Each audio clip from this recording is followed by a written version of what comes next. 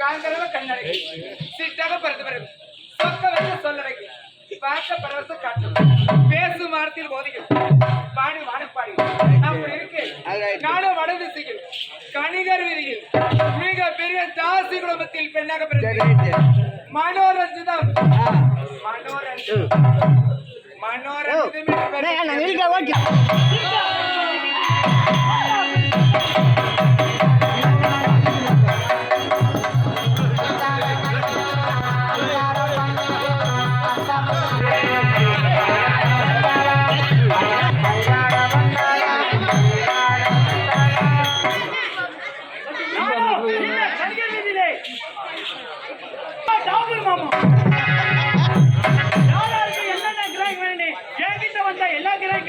சரி இப்போதே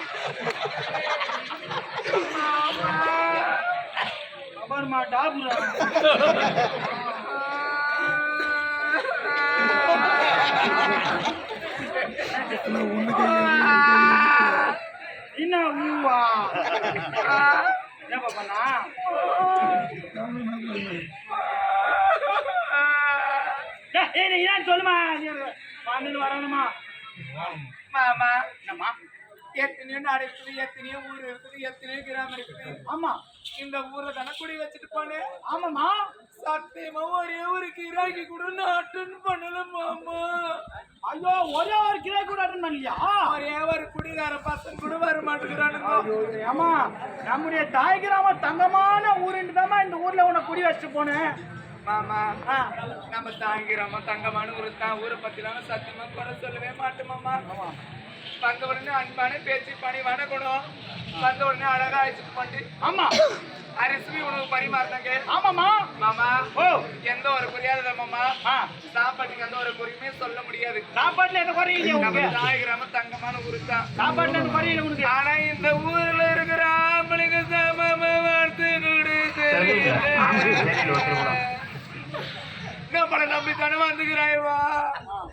நம்ம ஊரு பொண்ணு நம்ம தானே பாத்துக்கணும்னு சொல்லிட்டு கொஞ்சம் கூட யாருக்குமே இல்ல மாமா. யாருக்குமே நம்ம விட்டுட்டு போறாங்க மாமா யாருமே. ஏமா நம்முடைய தாய் கிராமத்துல எவ்வளோ வாலிபர்லாம் இருக்கிறாங்க. ஏமா